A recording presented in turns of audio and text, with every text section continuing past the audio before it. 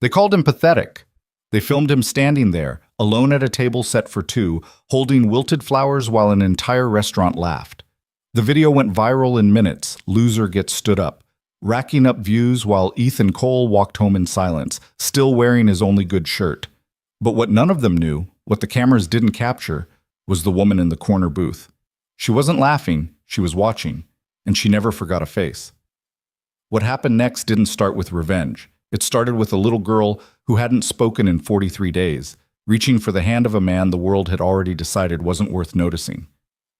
If you're curious where this story goes, stay until the end, and drop a comment with your city. I'd love to see how far this reaches. The fluorescent lights of Marcello's Italian bistro hummed above Ethan Cole's head like a judgment he couldn't escape. He sat at table 17, a small two-seater near the window, with a bouquet of daisies resting against the salt shaker and his phone face down on the white tablecloth. His shirt, the blue one he saved for parent-teacher conferences, was buttoned all the way up, and his hands, scrubbed clean but still faintly stained from years of industrial cleaner, were folded in his lap. He'd been sitting there for 23 minutes. Around him, the restaurant buzzed with life. Couples leaned across candlelit tables. Groups of friends clinked glasses filled with wine that cost more than Ethan made in a night. Waiters glided between tables with trays balanced like scales of justice, weighing who mattered and who didn't. Ethan could feel their eyes sliding past him, not with malice, just with the quiet efficiency of people trained to recognize who tips well. He checked his phone. No messages. He'd met Jessica, or thought he had, through a friend of a friend. They'd texted for 2 weeks. She seemed kind. Normal. She worked in marketing, liked old movies, had a dog named Biscuit. When she suggested meeting here, Ethan hesitated. Marcello's wasn't his world, but she'd insisted, said it would be nice to go somewhere special, and he'd convinced himself that maybe, just maybe, this was what moving forward looked like. His daughter Lily was at his mother's house tonight. She'd hugged him extra tight before he left, told him he looked handsome. He'd kissed the top of her head and promised to bring her back a dessert. Now, sitting alone with wilting daisies and the weight of every passing minute, Ethan wondered if he'd misread everything. The laughter started small, a snicker from a table near the bar, then another. Ethan glanced up and saw a young woman with perfectly curled hair holding up her phone, angling it toward him. Her friends leaned in, shoulders shaking. He looked away, but the laughter spread. A man in a designer suit 2 tables over nudged his date, nodding in Ethan's direction. A waiter paused mid-stride, smirking. Phones came out like fireflies at dusk. Small glowing rectangles pointed his way. Ethan's stomach dropped. He pulled out his phone again, hands unsteady now, and opened his messages. Still nothing from Jessica. But when he switched to social media, something he rarely did, he saw it. A live stream. Posted 19 minutes ago. The thumbnail was his face. Stand up a loser, live now. Ethan's breath caught. He tapped the screen. The video loaded. And there he was, sitting at table 17, filmed from across the room. The camera zoomed in on the daisies, on his folded hands, on the empty chair across from him. The comments scrolled past faster than he could read them. Oh my God, is he still waiting? This is so sad, Ma'u. Someone tell him she's not coming. Look at those flowers. Ethan's vision blurred. His ears rang. The restaurant around him became a fishbowl, and he was the exhibit. He could feel the stairs now, not sliding past, but landing. Heavy, mocking. He stood slowly, legs stiff, and picked up the daisies. No one stopped laughing. No one looked away. He walked toward the door, each step measured and deliberate, as if rushing would confirm something he couldn't bear to name. The hostess didn't say goodbye. Outside, the night air hit him like cold water. He stood on the sidewalk, bouquet in hand, and let the noise of the city swallow the sound of his breathing. He didn't cry. He didn't throw the flowers. He just walked. Inside Marcello's, in a corner booth far from table 17, Claire Morgan set down her wine glass. She'd been there for a business dinner, networking with a potential investor, the kind of tedious obligation that came with running a company. But the laughter had pulled her attention. She'd watched the whole thing unfold, watched the young woman at the bar hold up her phone like a trophy, watched Ethan Cole sit there, silent and still, while the world decided he was worthless. Claire had seen cruelty before. She'd built a career navigating it. But there was something about the quietness of this, the way he didn't fight back, didn't demand answers, that unsettled her. She pulled out her phone and found the live stream. Watched it for 30 seconds. Then she closed it and made a mental note. She didn't know why, but she remembered his face. Ethan didn't go straight home. He walked for an hour, the daisies eventually ending up in a trash can outside a convenience store. He walked past closed shops and late-night diners, past people who didn't notice him, until his feet ached and his mind finally quieted. When he got home, his mother was asleep on the couch, and Lily was curled up in her bed, clutching the stuffed rabbit she'd had since she was 2. Ethan stood in the doorway of her room, watching her breathe. This was what mattered. Not the laughter, not the phones, not the strangers who'd turned him into content. He kissed her forehead and whispered, "I love you, sweetheart." Then he went to his own room, sat on the edge of his bed, and let the weight of the night settle over him like a blanket he couldn't kick off. 3 days later, Ethan was back at work. He pushed his cleaning cart through the marble lobby of Morgan Financial Group's headquarters at 4 in the morning, the building silent except for the hum of the HVAC system. This was his world. Empty hallways, fluorescent lights, the smell of disinfectant. He knew every corner of this place, every stain on the carpet, every coffee ring on the executive desks. He was invisible here, and most days that was a mercy. But today, as he rounded the corner toward the executive elevator bank, he saw her, a little girl, maybe 7 or 8, sitting on the floor with her back against the wall, knees pulled to her chest, staring at nothing. Ethan stopped. The lobby was supposed to be empty at this hour. Security swept the floors at midnight. No one should be here. "Hey," Ethan said softly, crouching a few feet away. "You okay?" The girl didn't respond, didn't even blink. Ethan glanced around. No parents, no guards. Just him and this small, silent child. "Are you lost?" He tried again, gentler this time. Still nothing. He set down his spray bottle and moved a little closer, careful not to crowd her. Her clothes were expensive, a wool coat, polished shoes, but her face was pale, her eyes red-rimmed. "My name's Ethan," he said. "I work here. I clean the floors. Not the most exciting job, but it's quiet. I like quiet."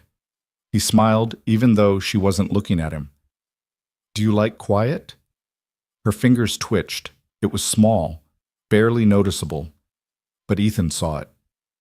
"I have a daughter," he continued, keeping his voice low and steady.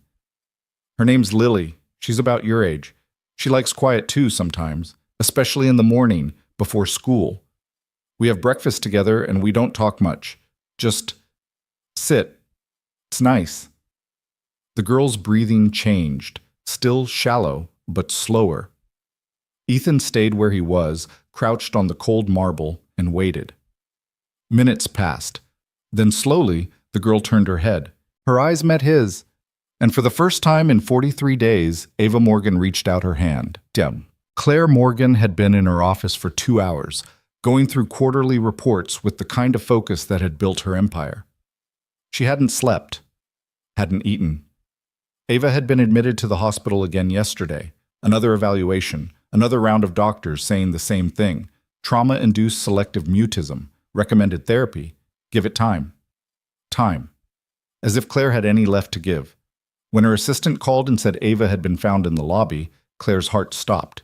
She was down the stairs in seconds, heels clicking like gunfire against the marble. And there she was. Ava, sitting on the floor, but not alone. A man in a janitor's uniform sat beside her, legs crossed, speaking softly. And Ava, who hadn't touched anyone in over a month, was holding his hand.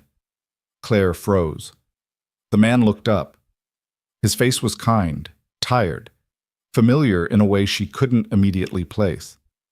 "She's okay," he said quietly. "I think she just needed someone to sit with her." Claire's throat tightened. She wanted to speak, to thank him, to ask who he was and how he'd done what an army of specialists couldn't. But all she managed was, "Thank you." Ethan nodded. He gently released Ava's hand and stood, stepping back as Claire moved forward. Ava didn't run to her mother, but she didn't pull away either. Claire knelt and wrapped her arms around her daughter, feeling the small, fragile body finally relax. When she looked up again, the janitor was gone. Later that morning, Claire sat in her office with Ava asleep on the couch, wrapped in Claire's blazer. She called down to security. "The night janitor," she said. "The one who was in the lobby this morning. I need his name." There was a pause, typing. "Ethan Cole, ma'am." "Send me his file." "Yes, ma'am." Claire hung up and stared out the window at the city waking below her. Ethan Cole. She pulled up the live stream again, the one from 3 nights ago, the man at table 710. It was him.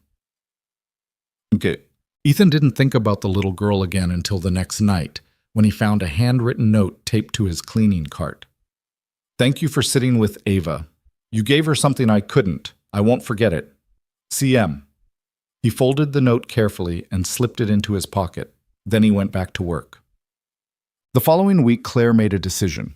She couldn't stop thinking about Ethan Cole, about the way Ava had reached for him, about the fact that this man, this stranger who the world had mocked and dismissed, had done more for her daughter in 5 minutes than anyone else had in 6 weeks.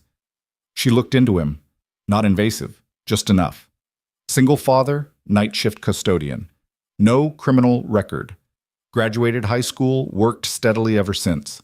Raised his daughter alone after his wife left when Lily was 2. Invisible. Unremarkable. Except he wasn't. Claire called a staff meeting. "I want to create a new position," she said. "Facilities and Family Services Liaison. Someone who understands this building, who understands people." Her COO frowned. "We have an HR department. This is different. Who do you have in mind?" Claire didn't hesitate. "Ethan Cole." When Ethan received the offer, he thought it was a mistake. He read the email 3 times, sitting in the break room at 5 a.m. with a cup of coffee gone cold in his hand. "We would like to offer you a position as Facilities and Family Services Liaison, effective immediately. Salary, $52,000 annually, with benefits." $52,000. He made 28. He stared at the screen until his vision blurred. Then he called the number at the bottom of the email. A woman answered. Professional. Calm. "Mr. Cole, Ms. Morgan is expecting your call." I think there's been a mistake." "No mistake. She'd like to meet with you tomorrow at 9 a.m. Ethan's mouth went dry. "I work nights." "We're aware. This meeting is about your new schedule." He hung up, hands shaking. Lily found him sitting at the kitchen table an hour later, still holding his phone. "Dad?" He looked up, smiled. "Hey, kiddo. You okay?" He pulled her into a hug. "Yeah," he whispered. "I think I am." The meeting with Claire Morgan was nothing like Ethan expected. She didn't sit behind her desk. She sat across from him at a small table in her office, Ava coloring quietly in the corner. "I'm not offering you this job out of pity," Claire said. "I'm offering it because you did something no one else could.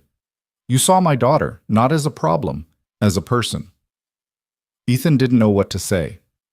"I need someone who understands what it's like to be overlooked," Claire continued. "Who knows this building from the ground up? Who can help people feel seen?" "I'm just a janitor," Ethan said quietly. "No," Claire said. "You're not." Ava looked up from her coloring. She didn't speak, but she smiled, and Ethan felt something shift. He accepted the job. But the world, as it turned out, wasn't done with him yet. Ethan's first day in his new role started at 9 in the morning, a time he usually spent asleep after working through the night. He stood outside Claire Morgan's building in daylight for the first time in years, watching people in suits stream through the revolving doors like a river of ambition. He wore khakis and a button-down shirt his mother had ironed for him, his hands scrubbed until they were raw, and he carried a leather portfolio Lily had picked out at the thrift store.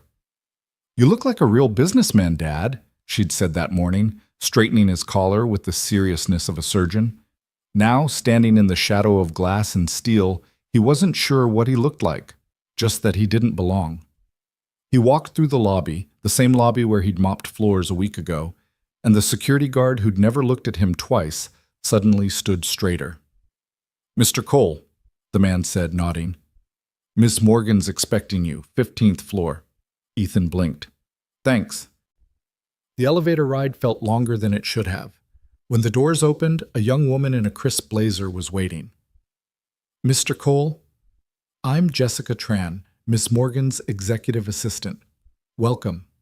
She extended her hand. Not the Jessica from the restaurant. This Jessica had kind eyes. Ethan shook her hand, his palm slightly damp. "Thank you. Miss Morgan is finishing a call, but she'll be with you shortly. Can I get you anything? Coffee? Water?" "I'm fine." She led him down a hallway lined with abstract art and glass-walled conference rooms where people gestured at screens filled with charts he couldn't decipher. She stopped at an office near the end, smaller than Claire's but still larger than Ethan's entire apartment, and opened the door. "This is yours," Jessica said. Ethan stepped inside. A desk, a chair, a window overlooking the city, a nameplate that read Ethan Cole, Facilities and Family Services Liaison. His throat tightened. "Take your time getting settled," Jessica said gently. "Ms. Morgan will come find you." When she left, Ethan stood in the center of the room, turning slowly. There were empty shelves waiting to be filled, a computer he didn't know how to use, a phone with more buttons than seemed necessary. He sat down in the chair. It was the most comfortable thing he'd ever felt, and for a moment, he let himself believe this was real. The knock on the door came 20 minutes later. Claire Morgan stepped in without waiting for an answer. She wore a charcoal suit, her dark hair pulled back, and she carried herself like someone who'd never doubted her place in a room. "Good morning," she said. Ethan stood quickly. "Good morning, Ms. Morgan?" "Claire," she corrected. "We're going to be working closely. Formality doesn't suit me." He nodded, unsure what to do with his hands. She sat in the chair across from his desk, a reversal that felt wrong to him, and studied him for a moment. "You're wondering why you're here," she said. "A little. I told you already. You saw Ava when no one else did. That matters to me." She leaned forward slightly. "But there's more to it. This company has 600 employees. I know maybe 50 of them by name. The rest are strangers I pass in hallways. That's a failure on my part. I want to fix it." "I'm not sure I understand." "You will." She pulled a folder from under her arm and set it on the desk. "Your job is to be a bridge between the people who clean this building and the people who run it, between employees who feel invisible and the leadership who should see them. You know what it's like to be overlooked. Use that." Ethan opened the folder. Inside were proposals for employee wellness programs, family support initiatives, mentorship structures for support staff. "I didn't write these," he said. "I know, I did. But I need someone who understands the people they're meant to help." "That's you." She stood. "Start small. Talk to people. Listen. Find out what they need. Then come back and tell me how we make it happen." He looked up at her. "You're serious?" "I don't joke about my company, Ethan." She left him sitting there, staring at a folder full of ideas that felt impossibly large. But he opened it, and he started reading. Over the next 2 weeks, Ethan did exactly what Claire had asked. He talked to people. He started with the custodial staff, men and women he'd worked alongside for years. At first, they were skeptical. "So you're management now?" Carlos, a night cleaner with 3 kids, asked him in the break room. "Not exactly," Ethan said. "I'm supposed to help make things better, but I can't do that if I don't know what's wrong." Carlos studied him. Then he sighed. "The overnight shift doesn't get the same benefits as day staff. No childcare stipend, no flex hours. We're doing the same work, but we're treated like we don't exist." Ethan wrote it down. He talked to administrative assistants who were expected to work late without overtime, security guards who hadn't had a raise in 3 years, maintenance workers who couldn't afford the health insurance the company offered. He compiled everything into a report. Not polished, not corporate, just honest. When he brought it to Claire's office, she read it in silence while he stood there, fighting the urge to apologize for wasting her time. "This is good," she said finally. "It's just what people told me." "Exactly." She looked up. "I want you to present this to the leadership team next week." Ethan's stomach dropped. I can't do that. Why not? I'm not, he gestured vaguely. I don't know how to talk to people like that. You talk to me. That's different. It's not. She closed the folder. These are your words, your findings. You present them. Miss Morgan. Claire. Claire, he corrected, his voice unsteady. I'll mess it up. Mutt. She stood and walked around her desk, stopping in front of him. She wasn't tall, but she carried a gravity that made her seem immovable. Do you know what I saw the night you sat in that restaurant? She asked. He looked away. I saw someone who stayed calm when the world decided to be cruel, who didn't lash out, didn't make a scene. You walked out with your head up. She paused. That takes more strength than you think. I felt humiliated. I know, but you survived it, and now you're here. She handed the folder back to him. You'll do fine. He wanted to believe her. The leadership meeting was held in a glass-walled conference room on the 20th floor. 12 executives sat around a table that could have seated 20, all of them in tailored suits, all of them watching Ethan like he was a stain they were deciding whether to remove. Claire sat at the head of the table. She nodded at him. Ethan stood, his notes trembling slightly in his hands. Good morning, he began. His voice came out quieter than he intended. He cleared his throat. My name is Ethan Cole. I'm the new Facilities and Family Services Liaison. I've spent the last 2 weeks talking to employees across departments about what they need. I want to share what I found. He clicked to the first slide, a simple bullet point list. A man in a gray suit interrupted. Is this about the custodial staff again? We've been over this. Claire's voice cut through the room like a blade. Let him finish, David. The man leaned back, arms crossed. Ethan continued. Overnight staff don't receive the same benefits as daytime employees, even though they do the same work. Single parents are struggling because there's no flexibility in scheduling. Health insurance premiums are too high for lower-wage workers to afford, so they go without. He paused. These aren't complaints. They're facts.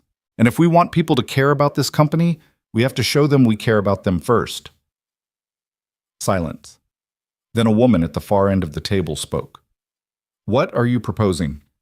Ethan hadn't expected that question. He fumbled with his notes. There are a few options. A tiered benefits system that scales with income, expanded childcare support, shift flexibility for parents. Those cost money, David said. So does turnover, Ethan replied, surprising himself. When people leave because they can't make it work, we spend more on hiring and training than we would on supporting them. Claire smiled slightly. The meeting continued for another 30 minutes. Questions came from every direction, some genuine, some hostile. Ethan answered what he could, admitted when he didn't know, and promised to find out. When it ended, he felt like he'd run a marathon. Claire caught him in the hallway. You did well. I barely survived. That's how it always feels. She paused. David's going to fight every recommendation, but you planted the seed. That's what matters. Ethan nodded, still catching his breath.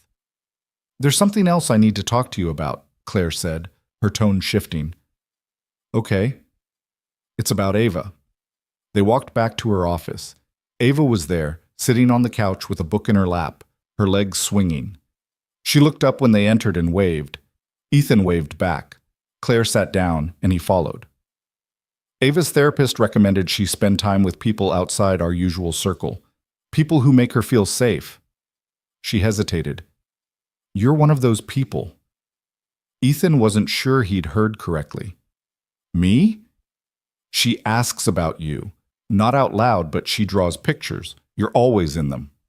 He didn't know what to say to that.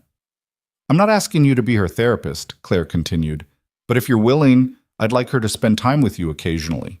Here, in the office, or wherever feels right. I have a daughter, Ethan said. Lily, she's 8. I know. Maybe they could meet. Claire's expression softened. I'd like that. It started small. Ethan would bring Lily to the office on Saturdays when the building was quiet and Claire would bring Ava. The two girls would sit on the floor of Ethan's office, coloring or reading, while Ethan and Claire worked nearby. Lily, who never met a silence she couldn't fill, chattered endlessly. Ava listened. I have a hamster named Peanut, Lily said one afternoon, sprawled on her stomach with a box of crayons. He's really fat. Dad says it's because I give him too many treats, but I think he's just fluffy. Ava smiled. Do you have any pets? Lily asked. Ava shook her head. You should get a hamster. They're the best. Ethan glanced at Claire, who was watching from the doorway. Your daughter is fearless, Claire said quietly. She doesn't know how to be anything else. Ava used to be like that.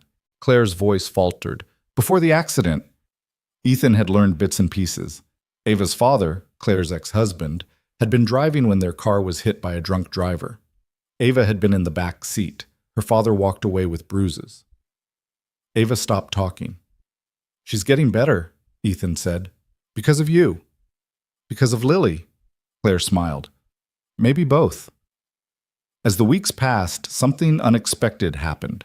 The walls between their worlds began to crumble.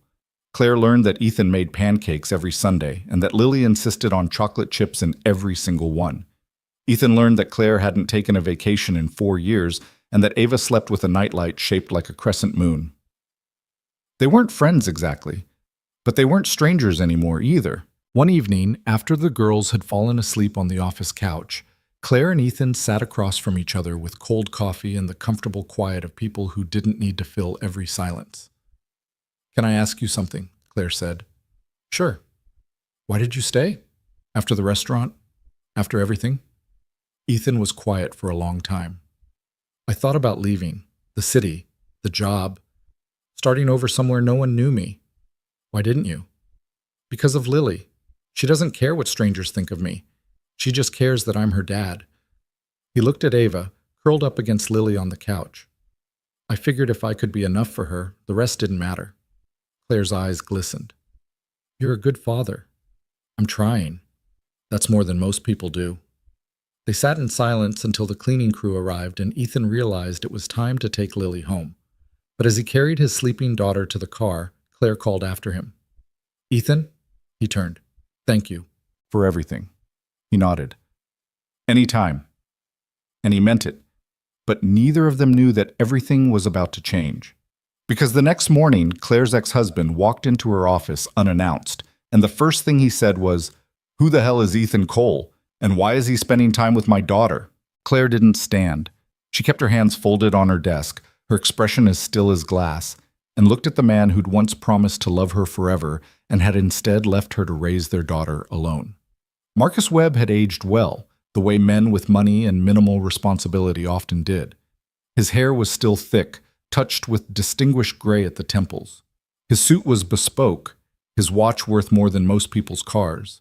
He stood in her office doorway like he owned it, like the past 18 months of absence had been nothing more than a business trip. Hello, Marcus, Claire said evenly. Don't hello Marcus me.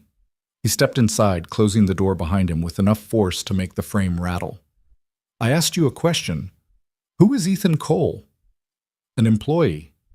Don't lie to me. I've been getting calls, people telling me our daughter is spending time with some janitor. Former janitor, Claire corrected. He's the Facilities and Family Services liaison now. Marcus laughed, sharp and bitter. You made up a job title for him. How charitable. What's he really doing, Claire? Playing house with you and Ava while I'm not around? Claire's jaw tightened, but her voice remained calm. Ava feels safe with him. That's all that matters. Safe? Marcus's face reddened. She should feel safe with me. I'm her father. Then where have you been? The question landed like a slap. Marcus opened his mouth, closed it, then turned away, running a hand through his hair. I've been dealing with things. The accident was 18 months ago.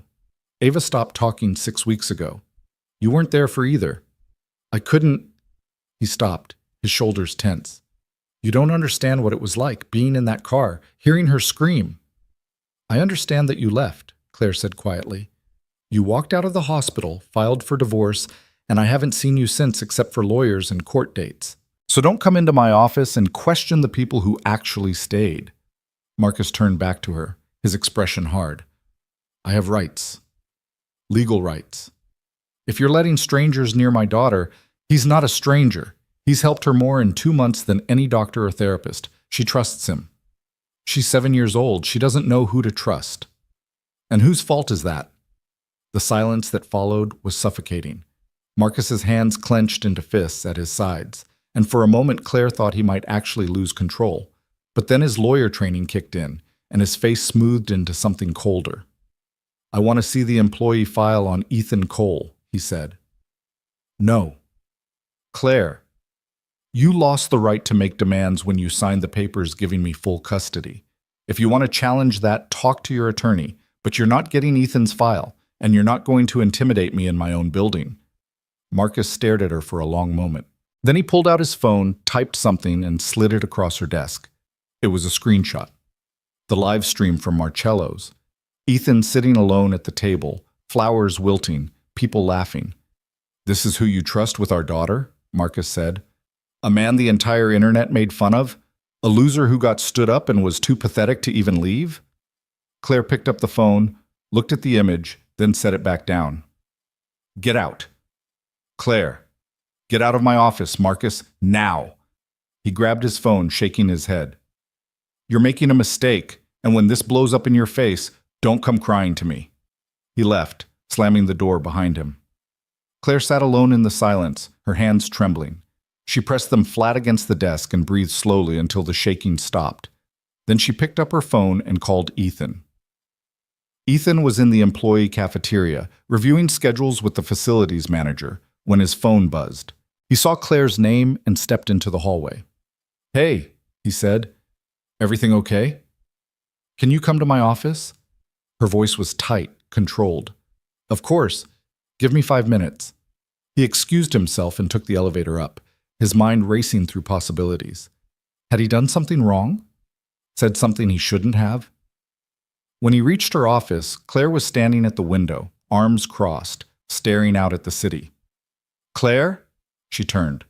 Her composure was back, but he could see the strain beneath it. "Sit down," she said. He sat. She joined him, not behind her desk but in the chair beside his, the same way she always did when they talked about Ava. "Marcus came by this morning," she said. Ethan's stomach dropped. "Ava's father." "Yes, he's heard about you spending time with Ava. He's not happy about it." "I can stop," Ethan said immediately. "I don't want to cause problems." "No," Claire's voice was firm. "You're not the problem. He is. But I need you to understand what you're walking into." Ethan waited. Marcus is a corporate attorney. He's connected, he's ruthless, and he doesn't like losing control. If he decides you're a threat, he'll come after you. She hesitated. He already pulled up the video from the restaurant. Ethan felt the familiar shame creep up his spine. "I see. He's going to try to use it, to make you look unstable or inappropriate. He'll twist it into something it's not." "Maybe he's right," Ethan said quietly. "Maybe I'm not the right person to be around Ava." Claire leaned forward, her eyes intense. "Listen to me. That video doesn't define you. What happened at that restaurant was cruel and unfair, but it doesn't make you less. It makes the people who did it less. It's still out there. People still see it. Then let them see this too." She gestured around the office. "Let them see the man who helps employees feel heard, who makes a little girl feel safe. That's who you are." Ethan wanted to believe her, but doubt was a habit he'd worn for too long. "What do you want me to do?" he asked. "Keep being yourself. Keep spending time with Ava if you're comfortable with it. And let me handle Marcus." "Are you sure?" "I've been handling Marcus for years. This is nothing new." But the tension in her shoulders suggested otherwise. Over the next week, Marcus made his presence known. He started showing up at the building unannounced, demanding to see Ava during Claire's work hours. Security called Claire each time, and each time she had to leave meetings to deal with him. "I have a right to see my daughter," Marcus said during one particularly heated encounter in the lobby. "You have scheduled visitation every other weekend," Claire replied, her voice low and steady despite the security guards and employees watching. "This isn't your weekend." "I'm changing my schedule. I want more time with her." "Then talk to your lawyer. Don't ambush us." "I wouldn't have to if you weren't keeping her from me." "I'm not keeping her from anyone. You chose to leave." Ava, sitting in Claire's office upstairs with Lily and Ethan, heard none of this. But she felt it. Children always did. That Saturday, when Ethan brought Lily to the office, Ava was quieter than usual. She sat on the couch with her coloring books but didn't open them. Lily noticed immediately. "Are you okay?" Ava shrugged. "Do you want to play a game? I brought cards." Another shrug. Lily looked at Ethan, her eyes wide with concern. He knelt beside the couch. "Ava," he said gently, "you don't have to talk if you don't want to, but if something's bothering you, it's okay to let it out, however that looks." Ava's eyes filled with tears. Ethan's heart broke. He glanced at Claire, who was watching from the doorway, her own expression pained. "Come here," Ethan said softly, opening his arms. Ava climbed into his lap and cried. Not loudly, just quiet, shaking sobs that seemed too big for her small body. Lily sat beside them and held Ava's hand. Claire walked over and knelt in front of them, her hand on Ava's back. "It's okay, baby," she whispered. "You're safe." They stayed like that until Ava's tears slowed and she fell asleep against Ethan's shoulder.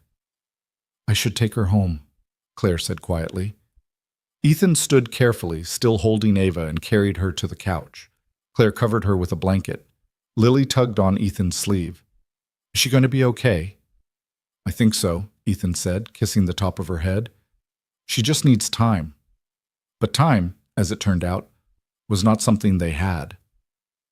The following Monday, Ethan arrived at work to find 2 police officers waiting in the lobby. "Ethan Cole?" one of them asked. His blood turned cold. "Yes. We need you to come with us." "What's this about?" "There's been an accusation. We'd like to ask you some questions." Claire appeared from the elevator, her face pale. "What's going on?" "Ma'am, this doesn't concern you." "The hell it doesn't. He works for me." "Miss Morgan, please step back." Ethan's mind raced. Accusation. Questions. None of it made sense. "I didn't do anything," he said. "Then you'll have nothing to worry about. But we need you to come with us now." Employees were gathering. Phones came out. Ethan saw the recognition in their eyes. Not of him, but of the spectacle he was becoming. Again. "I'll call a lawyer," Claire said, her voice shaking with fury. "Don't say anything until they get there." "Ma'am, don't ma'am me. If you're taking him, I'm following." The officers exchanged a glance. Then one of them nodded. "Fine, but he's coming with us." They led Ethan out through the lobby, past the security desk where he'd been greeted by name just weeks ago, past the marble floors he used to clean, past the people who were now filming him with the same casual cruelty as the diners at Marcello's. Claire followed, her heels clicking like a countdown. In the car, Ethan's hand shook. He pressed them against his thighs and stared out the window, watching the city blur past. He thought of Lily. She was at school right now, safe and unaware. He thought of Ava, asleep on the couch.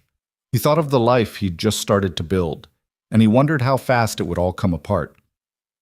At the station, they put him in a small gray room with a table and 2 chairs. The walls were bare except for a camera mounted in the corner. "Wait here," the officer said. The door closed. The lock clicked. Ethan sat down and tried to breathe. An hour passed, then another. Finally, the door opened. A detective walked in, middle-aged, tired eyes, a folder under his arm. "Mr. Cole," the man said, sitting down across from him. "I'm Detective Harris. Thank you for your cooperation." "I didn't have a choice." Harris opened the folder. "Do you know why you're here?" "No." "You've been accused of inappropriate contact with a minor." The words hit Ethan like a freight train. "What?" "A complaint was filed this morning alleging that you engaged in inappropriate physical contact with a 7-year-old girl named Ava Morgan." Ethan couldn't breathe. "That's not true." "Can you describe your relationship with Ava Morgan?" She's the daughter of my employer. I've spent time with her because she feels comfortable around me." Her mother approved it. "Were you ever alone with her?" "Sometimes, but her mother was always nearby. Or my daughter was with us." "Your daughter?" "Lily. She's 8. She and Ava are friends." Harris wrote something down. "Did you ever hug Ava Morgan?" "Yes, when she was upset." "Did she ever sit on your lap?" Ethan's throat tightened. Once she was crying. I was trying to comfort her. And Miss Morgan approved of this? She was in the room. She saw everything. Harris closed the folder. Mr. Cole, I'm going to be straight with you. The person who filed this complaint is Ava's father. He claims you've been insinuating yourself into his daughter's life without his consent and engaging in behavior that makes him uncomfortable. He wasn't there. He doesn't know anything about what happened. That may be true, but we have to investigate every complaint. This is because of Claire, Ethan said, realization dawning. He's trying to hurt her by going after me. That's not for me to determine. The door opened again. A woman in a sharp suit stepped in. Detective Harris, my name is Rachel Kim. I'm Mr. Cole's attorney. This interview is over. Harris stood. We're just getting started. No, you're not. My client has answered your questions. Unless you're charging him with something, he's leaving. Harris looked at Ethan, then at Rachel. We'll be in touch. I'm sure you will. Rachel led Ethan out of the station and into the sunlight. Claire was waiting by a black car, her arms crossed, her expression murderous. Are you okay? She asked. Ethan nodded, though he wasn't sure it was true. Get in, Rachel said. We need to talk. They drove to a coffee shop 2 blocks away. Rachel ordered 3 black coffees, and they sat in a corner booth away from the windows. Marcus filed the complaint this morning, Rachel said without preamble. He's alleging that you engaged in inappropriate contact with Ava and that Claire knowingly allowed it. That's insane, Claire said. It's strategic, Rachel corrected. He's trying to build a case for custody modification. If he can paint you as neglectful and Ethan as dangerous, he has leverage. Ava trusts Ethan more than she trusts her own father. I believe you, but the courts won't care about trust. They'll care about evidence. Rachel turned to Ethan. Did anyone else witness your interactions with Ava? My daughter, Claire, staff at the building. Good. We'll need statements from all of them. She pulled out a notepad. I also need you to walk me through every interaction you've had with Ava. Every time you were alone with her, every time you touched her, every conversation. Leave nothing out. Ethan spent the next hour recounting everything. The night in the lobby, the Saturdays in the office, the tears, the laughter, the moments of quiet that had meant more than words. When he finished, Rachel leaned back. You didn't do anything wrong, but that won't stop Marcus from trying to destroy you. So what do we do? Claire asked. We fight. We get statements. We document everything. And we make sure the truth comes out before he buries it. Claire reached across the table and took Ethan's hand. I'm not letting him win. Ethan looked at her, this woman who'd given him a second chance, who'd trusted him with her daughter, who was now risking everything to protect him. Why are you doing this? He asked quietly. Claire didn't hesitate. Because you're worth fighting for. And for the first time since the police showed up, Ethan let himself believe it might be true. The news broke 3 days later. Ethan was at home with Lily, helping her with math homework at the kitchen table, when his phone started buzzing. Text messages, emails, notifications stacking up so fast the screen couldn't keep up. He picked it up, frowning, and opened the first message. It was from Carlos, the night cleaner. Man, I'm so sorry. This is messed up.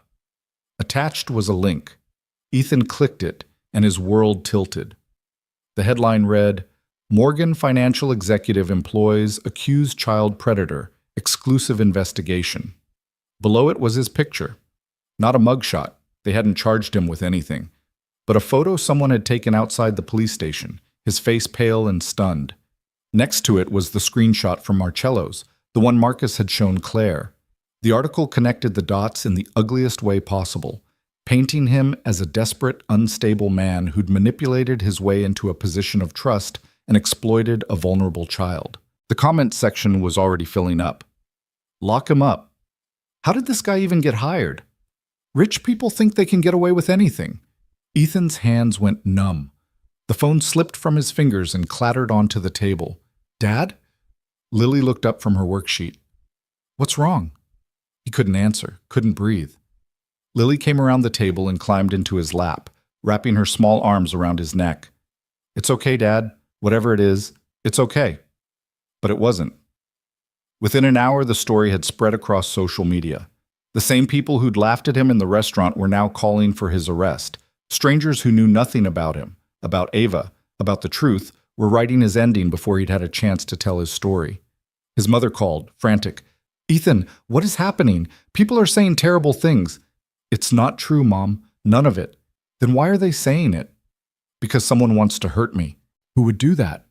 He closed his eyes. "Someone with more power than I'll ever have." Claire called 20 minutes later. Her voice was ice. "Don't read the comments. Don't respond to anyone. Rachel's handling it." "It's already too late. Everyone thinks I'm a monster." "They're wrong." "That doesn't matter. The damage is done." "Ethan, I need to go. Lily's scared." He hung up before Claire could respond and held his daughter closer. That night, Lily refused to go to bed.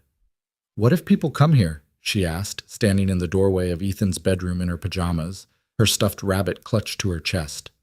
"No one's coming here, sweetheart. But they're saying bad things about you." "I know." "Are they true?" Ethan's heart cracked. He knelt in front of her and took her hands. "No, baby, they're not true. I would never hurt anyone, especially not a child. You know that, right?" Lily nodded, tears spilling down her cheeks. "Then why are people so mean?" "Because sometimes people believe what they want to believe instead of finding out the truth." "That's not fair." "No," Ethan whispered. "It's not."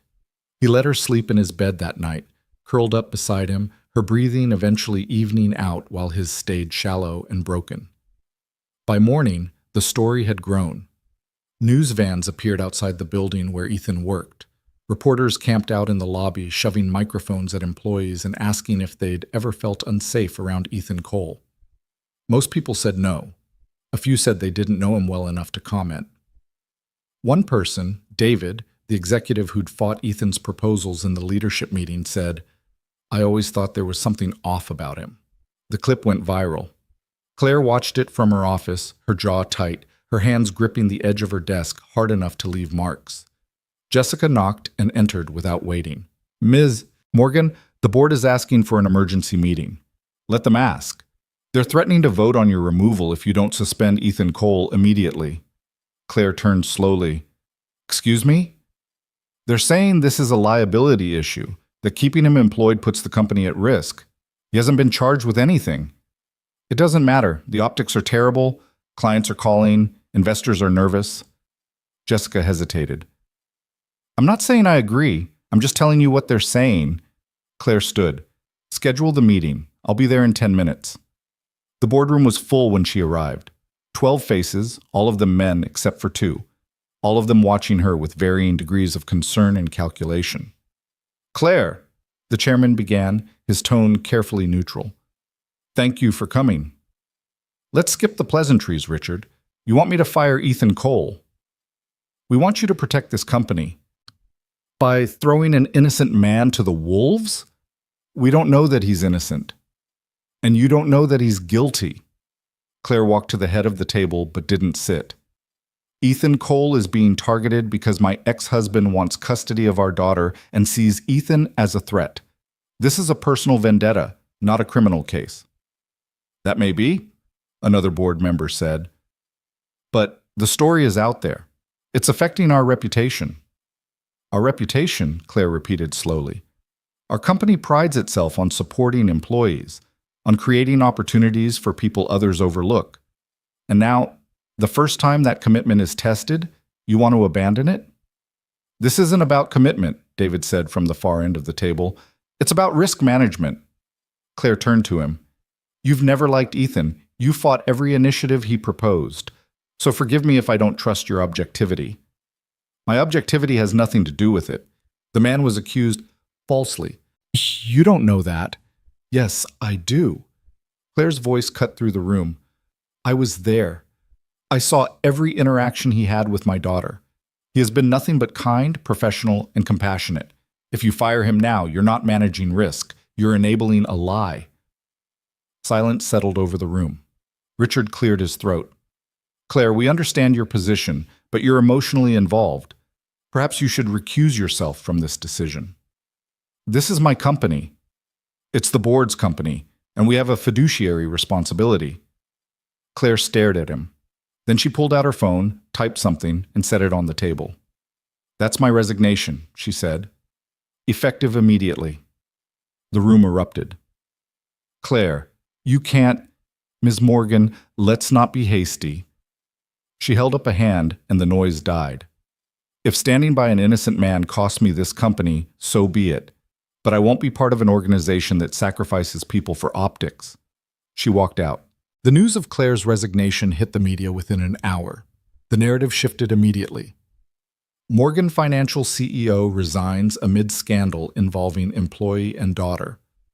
Executive steps down after accusations against staff member. Claire Morgan chooses alleged predator over company. Ethan saw the headlines on his phone and felt sick. He called Claire, but she didn't answer. He called again and again. Finally, she picked up. "Claire, what did you do?" "What I had to." "You can't quit because of me." "I didn't quit because of you. I quit because they asked me to choose between my integrity and my position. I chose integrity." "You built that company." "And I'll build another one." Her voice was steady, certain. "But I won't build it on the back of someone who doesn't deserve what's happening to them." Ethan's throat tightened. "I don't know what to say." "You don't have to say anything. Just don't give up." But giving up felt like the only reasonable option. Rachel called a meeting 2 days later in her office downtown. Ethan arrived to find Claire already there, along with a woman he didn't recognize. "This is Dr. Nina Patel," Rachel said. "She's a child psychologist who specializes in trauma. I've asked her to evaluate the situation."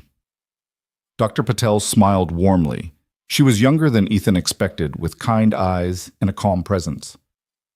"Mr. Cole, I've reviewed the statements from witnesses and the complaint filed by Mr. Webb. I'd like to hear your side."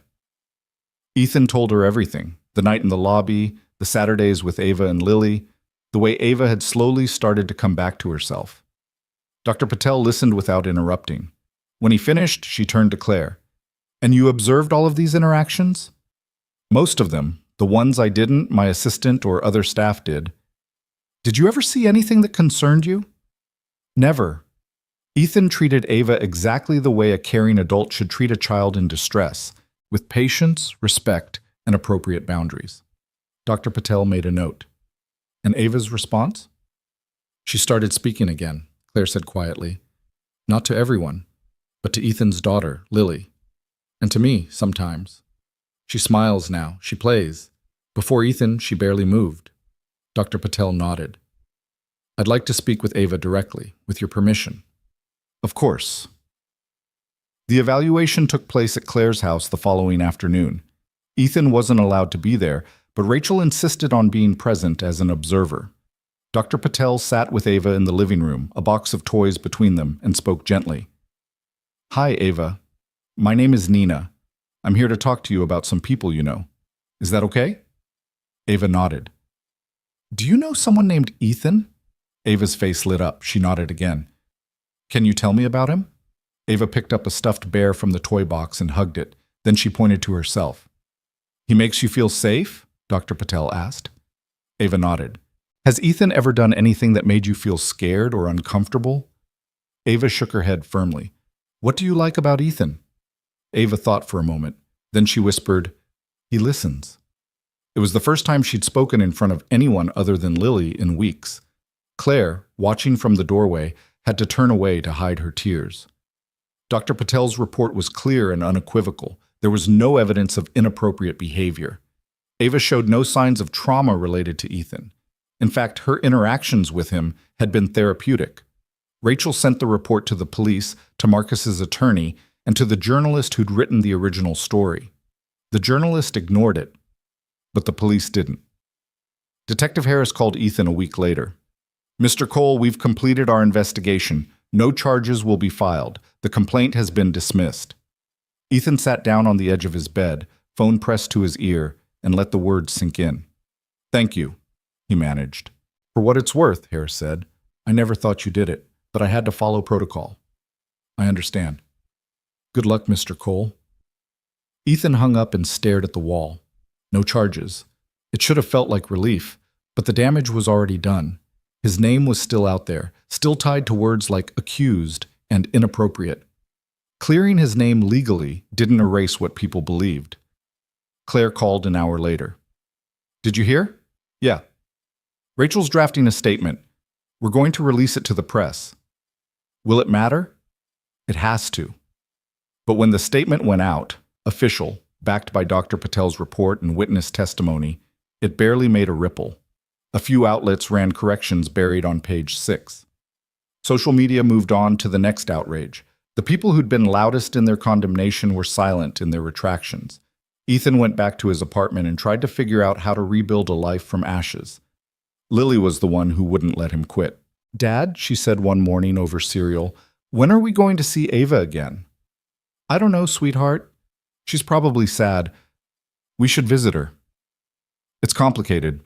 Lily put down her spoon and looked at him with the kind of seriousness only 8-year-olds could muster.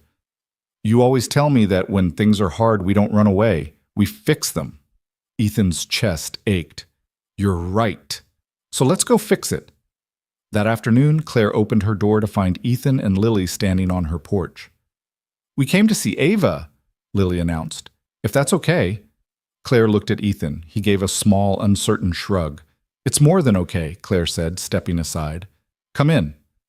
Ava was in the living room, curled up on the couch with a book. When she saw Lily, she jumped up and ran over, wrapping her arms around her friend.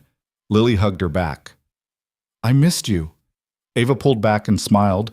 Then she looked at Ethan and held out her hand. He took it, and for the first time in weeks, something in Ethan's chest loosened. They stayed for dinner.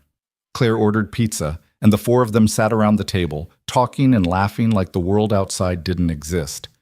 Ava spoke more than she had in months, short sentences, quiet observations, but words nonetheless. When it was time to leave, Claire walked Ethan and Lily to the door. Thank you for coming, she said. Thank you for letting us. Claire hesitated. Then she said, I meant what I told the board. I don't regret what I did. You gave up everything. No, Claire said. I gave up a job. I didn't give up what matters. Ethan looked at her, this woman who'd stood by him when no one else had, who'd walked away from her own empire rather than compromise her principles. You're incredible, he said quietly. Claire smiled. So are you. As Ethan and Lily drove home, Lily leaned her head against the window and said, Dad? Yeah? I think Miss Morgan likes you. Ethan glanced at her, surprised. What makes you say that? She looks at you the way you look at your favorite coffee mug. Like you're important. Ethan laughed despite himself. I don't think that's how it works, kiddo. Maybe not, Lily said, grinning, but I'm usually right. And as Ethan pulled into their parking lot, he let himself consider just for a moment that maybe she was. The custody hearing was scheduled for a Tuesday morning in late March, exactly 3 months after the accusations first surfaced. Ethan wasn't required to attend, but Rachel insisted his presence would help. Marcus is going to paint you as a villain, she'd said. The judge needs to see you're just a man who cared about a little girl. So Ethan sat in the back of the courtroom in a borrowed suit, his hands folded in his lap, while lawyers argued over the truth of his character as if he weren't even there. Marcus's attorney was a woman named Patricia Drummond, sharp-featured and sharper-tongued. She stood before the judge with a folder thick enough to be a weapon. Your Honor, my client has serious concerns about the environment his daughter has been exposed to. Miss Morgan employed a man with no credentials, no background in childcare, and gave him unsupervised access to a vulnerable 7-year-old child. He was never unsupervised, Rachel interjected from her table. Ms. Morgan or other staff members were always present. Present in the building, Patricia countered. Not necessarily in the room, and Mr. Cole has admitted to physical contact with the child, holding her hand, allowing her to sit on his lap. Comforting a traumatized child is not a crime. It is when it crosses boundaries. The judge, a woman in her 60s with steel gray hair and reading glasses perched on her nose, held up a hand. Ms. Drummond, do you have any evidence that Mr. Cole engaged in inappropriate behavior? Patricia hesitated. The complaint itself was investigated and dismissed by the police. Dr. Patel's evaluation found no signs of trauma or abuse. So I'll ask again, do you have evidence? We have the judgment of a concerned father. A father who hasn't seen his daughter in 18 months, Rachel said. Who left her after the accident that caused her trauma. Who only reappeared when Miss Morgan hired someone who actually helped Ava heal. Marcus stood abruptly. That's not fair. Mr. Webb, sit down, the judge said. He sat, his jaw clenched. The judge looked at the file in front of her. I've read Dr. Patel's report. I've reviewed witness statements from Morgan Financial staff, including security footage showing Mr. Cole's interactions with Ava. I see nothing that suggests this child was in danger. Your Honor, Patricia began, the issue isn't just about danger, it's about judgment. Miss Morgan chose to involve a stranger in her daughter's life without consulting my client. Because my client has full legal custody, Rachel said. She doesn't need his permission. But she has a responsibility to consider his concerns. The judge removed her glasses and rubbed the bridge of her nose. Here's what I see. I see a mother who did everything she could to help her daughter. I see a man who stepped up when no one else could reach this child. And I see a father who's trying to regain control after abandoning his family. She put her glasses back on. Mr. Webb, I'm denying your petition for custody modification. Ms. Morgan retains full custody with your existing visitation schedule unchanged. Marcus's face went white. Your Honor, furthermore, I'm ordering family therapy for you and Ava. If you want a relationship with your daughter, you're going to have to earn it. This hearing is adjourned. The gavel came down. Ethan let out a breath he didn't know he'd been holding. Claire turned in her seat and met his eyes across the courtroom. She smiled, and he saw relief wash over her like rain. Outside on the courthouse steps, reporters swarmed. Cameras flashed. Microphones appeared like weeds. Ms. Morgan, do you regret your decision to resign? Mr. Cole, how does it feel to be vindicated? Will you be pressing charges against Marcus Webb for false accusations? Rachel stepped forward, her hand raised. Morgan and Mr. Cole have no statement at this time, thank you. She ushered them toward a waiting car, but one reporter's voice cut through the noise. Mr. Cole, do you still stand by your relationship with Ava Morgan? Ethan stopped. Rachel grabbed his arm, but he gently pulled away and turned back to the cameras. I never had a relationship with Ava, he said quietly. I just sat with her when she was scared. That's all I ever did. And if doing that made me a target, I'd do it again, because she mattered more than what people thought of me. The cameras clicked furiously, but this time Ethan didn't look away. The story that ran that evening was different from the ones before. It focused on the dismissal of the custody petition, on Dr. Patel's evaluation, on the judge's clear ruling. A few outlets even issued formal apologies for their earlier coverage. But the damage to Ethan's life remained. He'd lost his job when Claire resigned. His name was still the first result when anyone searched for him online, tied forever to words like accused and investigation. Neighbors who'd once waved now crossed the street to avoid him. Parents at Lily's school whispered when he came to pick her up. He was free. But he wasn't whole. 2 weeks after the hearing, Ethan was sitting in his apartment going through job listings when someone knocked on his door. He opened it to find Claire standing there with 2 coffees and a folder under her arm. Can I come in? She asked. Of course. She walked past him into the small living room, taking in the space with the same careful attention she gave everything. The worn couch, the stack of Lily's drawings on the coffee table, the single photo on the wall, Ethan and Lily at the beach, both of them laughing. Nice place, Claire said. You don't have to lie. She smiled. Okay, it's small, but it's warm. That counts for more. Ethan gestured to the couch, and they both sat. Claire handed him one of the coffees and set the folder between them. What's this? He asked. A proposal. He opened it. Inside were architectural plans, budget projections, mission statements. The header on the first page read, Second Chances Community Center. Ethan looked up. I don't understand. After I left Morgan Financial, I had time to think about what I actually wanted to build. Not another company. Something that matters. She tapped the folder. This is it. A community center for people who've been overlooked. Job training, childcare, counseling, legal aid. A place where people like you don't have to fight alone. Claire, this is... He didn't have words. I want you to run it, she said. Ethan set down his coffee. What? You know these people. You've been one of them. You understand what they need because you've needed it yourself. She leaned forward. I can fund it. I can build it, but I can't run it. Not the way you could. I'm not qualified. You're the most qualified person I know.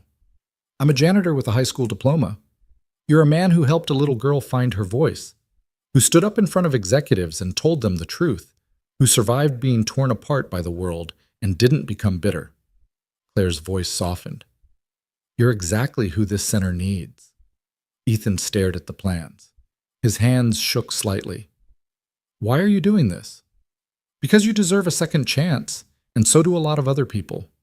He looked at her, really looked at her, not as his former boss or Ava's mother, but as someone who'd walked through fire beside him and come out believing in something better. I don't know what to say, he admitted.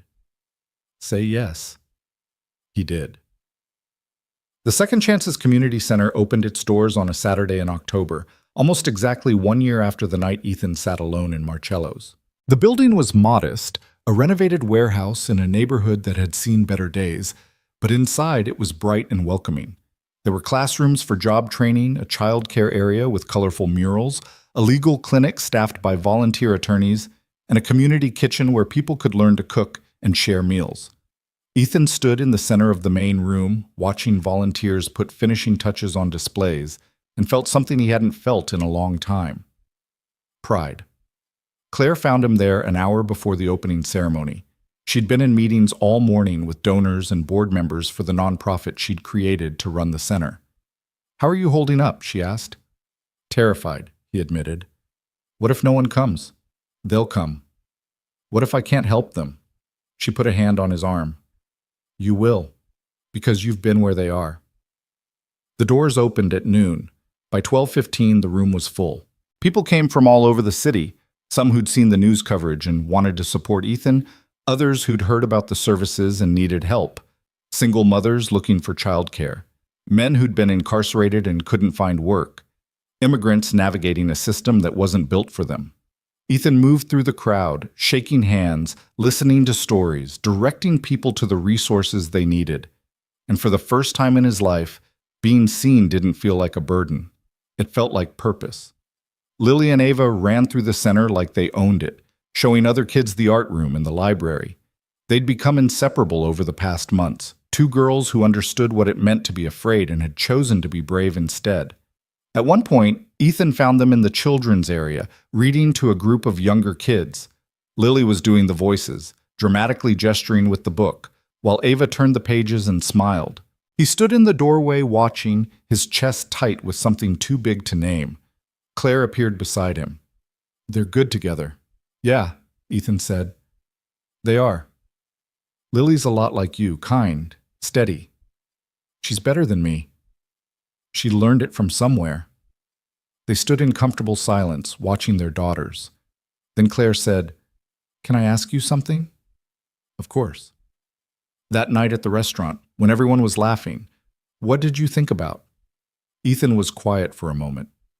I thought about Lily, about going home and reading her a story, and remembering that one person's opinion of me mattered more than 1,000 strangers. And now? Now I think about all the people who've been laughed at, who've been dismissed, and I think about how we get to build something where that doesn't have to be the end of their story. Claire smiled. That's why this place will work, because you remember. The opening ceremony was simple. Claire gave a speech about second chances and the importance of seeing people as they are, not as the world decides they should be. Rachel spoke about the legal clinic and the rights everyone deserved, regardless of their past. And then Claire introduced Ethan. He walked to the microphone, his hands sweating, his heart pounding. 100 faces looked back at him. Some he recognized. Most he didn't. I'm not good at speeches, he began. So I'll keep this short. A year ago, I was humiliated in a restaurant. 6 months ago, I was accused of something I didn't do. 3 months ago, I thought my life was over. He paused. But I'm standing here today because people refused to let me disappear. They saw me when I felt invisible. They believed me when the world didn't. And now we get to do that for others. He looked out at the crowd. If you're here because you need help, we'll help you. If you're here because you want to give help, we'll find a place for you. And if you're here because you're not sure where else to go, that's okay too. This place is for everyone who's ever felt like they didn't belong. Because you do. You belong here. The applause started small, then grew. People stood. And Ethan, who'd spent so much of his life trying to be invisible, let himself be seen. After the ceremony, as people filtered through the center exploring the different areas, Marcus Webb appeared at the door. Ethan saw him first. His stomach clenched, but he didn't look away. Marcus approached slowly, his hands in his pockets. He looked smaller than Ethan remembered, tired. "I'm not here to cause trouble," Marcus said. "Then why are you here?" "To apologize." Ethan blinked. "What?" "I was angry. At Claire for leaving, at myself for not being able to handle what happened. And you were there, and it was easy to make you the villain." Marcus's voice cracked slightly. "But you weren't. You were just someone who helped my daughter when I couldn't. And I tried to destroy you for it." "Yeah," Ethan said quietly. "You did. I don't expect you to forgive me. I just wanted you to know that I know what I did was wrong." He paused. "Ava talks about you. In therapy. She says you made her feel safe. She deserves to feel safe. I know. I'm trying to be someone who can give her that." Marcus looked around the center. "This is good. What you're doing here. It's really good." Ethan didn't respond immediately. He could have held on to the anger, could have let Marcus carry the weight of what he'd done. But standing in a place built on second chances, he realized he didn't want to. "Thank you for saying that," Ethan said finally. Marcus nodded, then he left. Claire found Ethan a few minutes later, standing alone near the windows. "You okay?" she asked. Marcus was here. Her expression hardened. "What did he want?" "To apologize." "Did you accept it?" "I think so. I'm not sure yet." He turned to her. "Is that weak?" "No," Claire said. "It's brave." They stood together, watching people move through the space they'd created. After a moment, Claire said, "I have something to tell you." "Okay." "I've been offered a position, CEO of a tech startup. They want me to turn it around." Ethan's heart sank. "Are you taking it?" "I don't know. It's a good opportunity. But it would mean less time here, less time with Ava." She looked at him. "Less time with you." The admission hung between them, fragile and honest. "What do you want?" Ethan asked. Claire was quiet for a long time. Then she said, "I want to build something that lasts. Not a company, a life. And I think I want to build it here." "With the center?" "With the center, with Ava." She hesitated. "With you, if you want that." Ethan's breath caught. He thought about the year that had passed, the humiliation, the accusations, the fight to prove he was more than the worst thing anyone had said about him. And he thought about the woman standing beside him, the one who'd never doubted him, who'd given up everything to stand by her principles, who'd chosen to build something good from the wreckage. "I want that," he said. Claire smiled, and it was like the sun coming out after months of rain. 6 months later, on a spring afternoon when the world felt new, Ethan and Claire stood together at the community center watching a group of formerly incarcerated men graduate from the job training program. They'd learned carpentry, plumbing, electrical work, skills that would give them a chance to rebuild their lives. One of the men, a soft-spoken guy named Marcus, no relation to Ava's father, gave a speech about how he'd been rejected from 93 jobs before finding the center. "I thought I was done," he said, his voice shaking. "But Mr. Cole told me that one person's judgment doesn't define me, that I get to write my own ending. So I did. And now I have a job, I have hope, and I have people who believe in me." The audience applauded, and Ethan felt Claire's hand slip into his. Later, when the crowd had dispersed and the center was quiet, Ethan found Lily and Ava in the art room. They'd painted a mural together, a garden full of flowers, each one a different color, each one labeled with a word: kindness, hope, courage, home. "What do you think?" Lily asked. "It's perfect," Ethan said. Ava pointed to one flower in the center, painted gold and labeled family. "That's us," she said quietly. Ethan knelt down and pulled both girls into a hug. "Yeah," he whispered, "that's us." That night, after dropping Lily at his mother's house for a sleepover, Ethan met Claire at a small restaurant across town. Not Marcello's. Somewhere quieter. Somewhere that was theirs. They talked about the center's expansion plans, about Ava's progress in therapy, about Lily's upcoming science fair. They talked about everything and nothing, the way people do when they're building a life together, one conversation at a time. As they were leaving, Claire stopped on the sidewalk and looked at him. "Do you ever think about that night?" she asked. "At the restaurant?" "Sometimes." "Do you wish it never happened?" Ethan considered the question. A year ago, he would have said yes without hesitation. But now, standing here with Claire, thinking about the center and the lives they'd touched and the family they'd become, he wasn't sure. "I wish it had been kinder," he said finally. "But I don't know if I'd be here without it, so maybe it had to happen the way it did." Claire took his hand. "I'm glad you're here." "Me too." They walked back to the car together, and as Ethan drove through the city he'd once wanted to escape, he realized something had changed. The buildings didn't look as cold, the streets didn't feel as lonely, because he wasn't moving through this world invisible anymore. He was seen. He was valued. He was home. And when he pulled up to Claire's house and she invited him in for coffee, when Ava ran to the door in her pajamas and hugged him goodnight, when he sat on the couch beside Claire and felt the weight of the past year finally lift, he knew that sometimes the worst moments lead to the best endings. Not because the pain disappears, but because you learn that you're strong enough to carry it and brave enough to build something beautiful on the other side. Ethan Cole had been humiliated, accused, and nearly destroyed. But he'd also been loved, defended, and rebuilt. And in the end, that was the story that mattered. The story of a man who held a little girl's hand and refused to let go, even when the world tried to make him, especially then,